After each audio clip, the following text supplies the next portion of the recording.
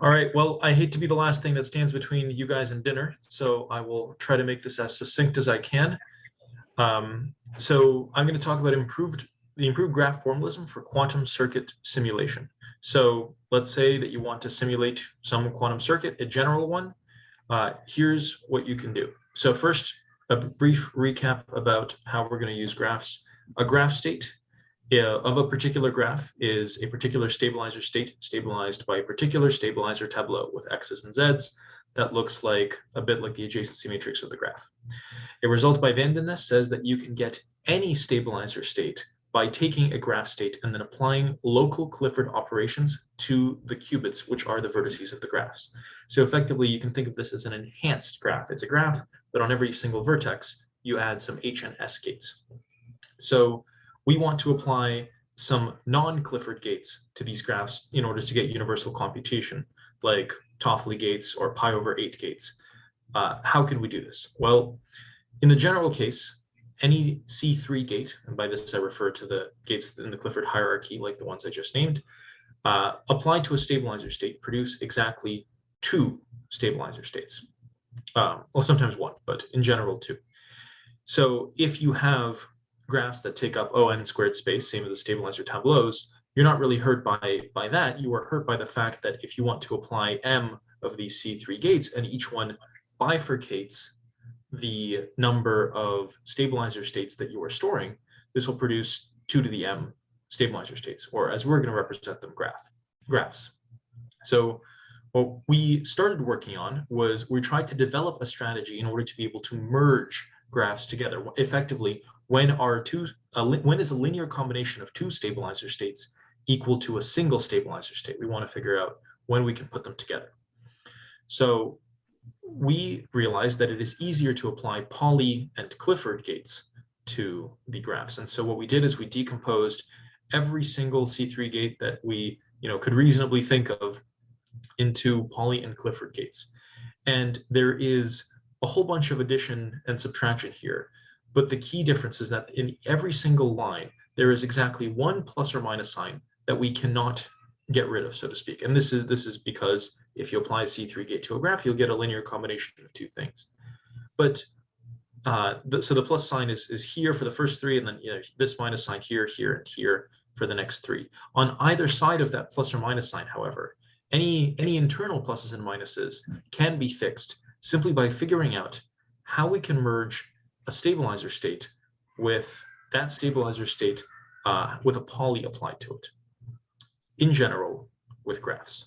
And then we'll be able to handle any term inside any of these parentheses here, and we'll only have 2 terms as we desire. So more formally, here's the problem. We have a stabilizer state psi, which we're going to represent as a graph state G with some local Cliffords applied to the qubits. And we're going to try to merge psi plus p psi, where p is a Pauli. So step 1, we are going to push our Paulis through the Clifford gates in order to get some other set of Paulis p prime.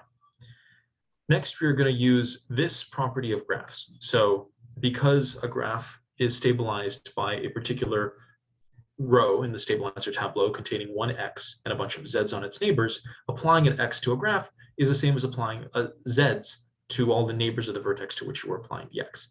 This means that in this term right here, where we have p prime g, we can remove any y's and x's by just applying a bunch of z's to the adjacent qubits. And so this might produce a power of I, but now all we have to do is figure out how to merge this case. We have a graph with no Paulis, no Cliffords, not just a graph state, and we are merging the identity plus some product of z's applied to some of the vertices, and maybe a power of I. And after working through a lot of examples, we finally came up with this formula, which at first looks worse than it really is. And then once I'll explain it, you'll realize that it's better than it really is. So first, we need to define 2 sets. So we have the set B on which we are applying the z's in our merging operation. Then next, we have to pick 1 qubit in set B to be special. Here, I've picked it to be qubit 1. Then we define a set A as the set which is all the neighbors of 1 as well as 1 itself. And then we can merge this into a single graph using this long expression here. let's start with the right-hand side. First, we have just the graph. Next, we have a whole bunch of edge toggles on qubits J and L as J and L range over the sets A and B. So when J and L collide, and they will at least once, on 1, for instance, we simply take our diagonal controlled gate and simply say, well, okay, we're plugging in the same qubit into both of its indices. The controlled Z is just going to become a Z in this case. And it makes sense. We're negating the phase when both of the inputs are 1. And if the inputs are the same qubit, then that's just a Z gate. Negate the phase when the input is 1. Next is the most unreasonable part of this entire equation. It's this part right here. We are applying controlled S gates. Now, controlled S gates are not something that we are allowed to apply. We're allowed to apply controlled Z gates because controlled Z gates toggle the edges in a graph, and that's fine. And we're also allowed to apply local Clifford gates, like H's and S's. We're not allowed to apply controlled S's. So what gives?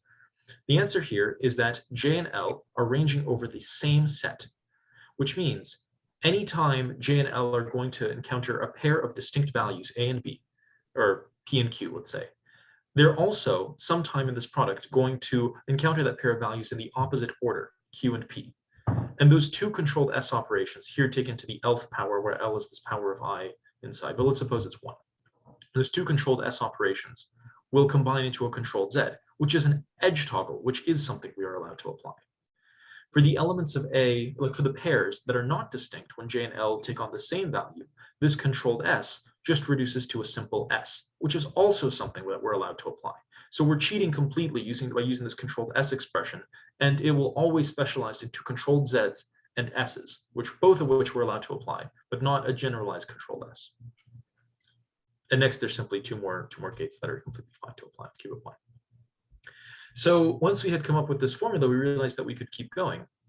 And we found that if you ever have S and H applied to a single vertex of the graph, there is a way to use a very similar formula to effectively take out the S kind of through the H, apply it to the graph, smash it onto the graph, and it will turn into a bunch of edge toggles and S's on neighboring qubits.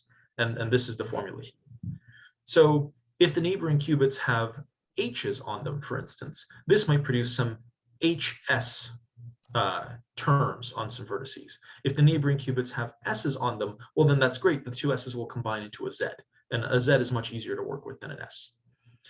And then we realized that we can remove the HS terms. If you have HS on a particular vertex, then you can apply this formula once again. And as you can see here, there are no more H's. This is simply edge toggles and Z and S gates, which means that before we had a graph and every single vertex contained some complicated sequence of H's and S's, any local Clifford operation.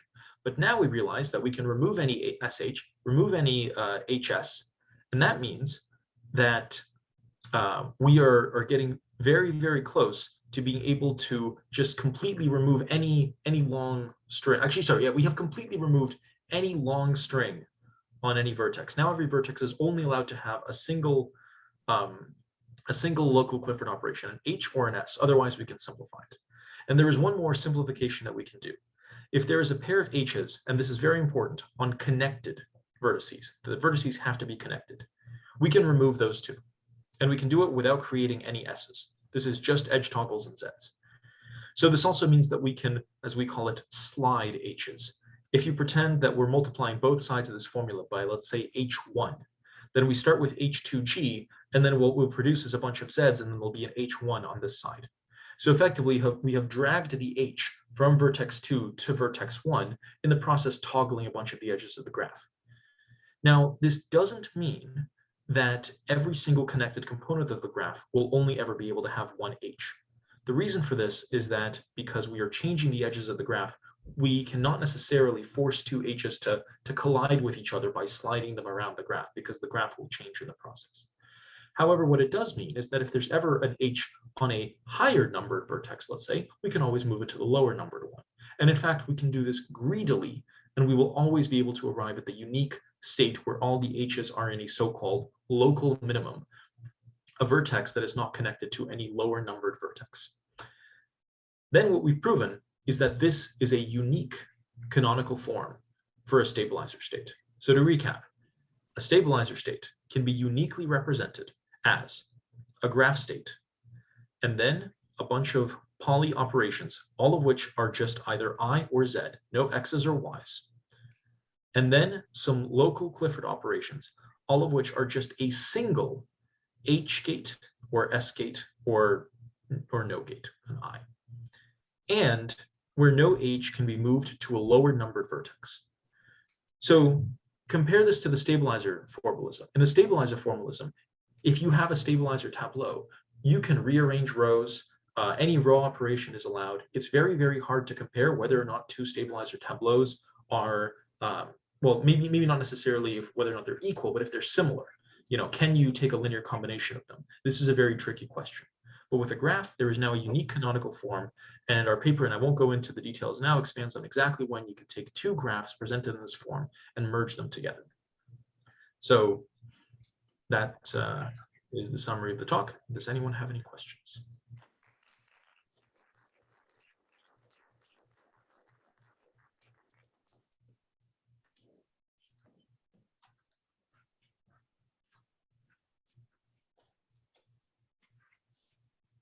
So Andrew Landau here. So some years ago, Andrews and Briegel showed how you could, implement the Gaussian nil theorem very efficiently by simulating things with the graph state representation. Does even improved over, I think, Gaussian Aronsson's algorithm. Does this new unique representation allow an even faster simulation technique than the Andrews and Briegel method? So far, I believe I know which paper you're talking about. And we were looking for a way to represent an n-qubit magic state using a lower number of these, using a smaller linear combination of these graphs. So far, improving on that result has proved elusive. But if I'm not thinking of the right thing, I would be very interested in seeing the paper that you referenced, if you could somehow send it to. My email address is in the bottom left corner of the screen. It's from 2005 on the archive by Andrews and Briegel. Other than that, I don't know if I don't memorize the details. Well, thank you very much. I'll take a look at it.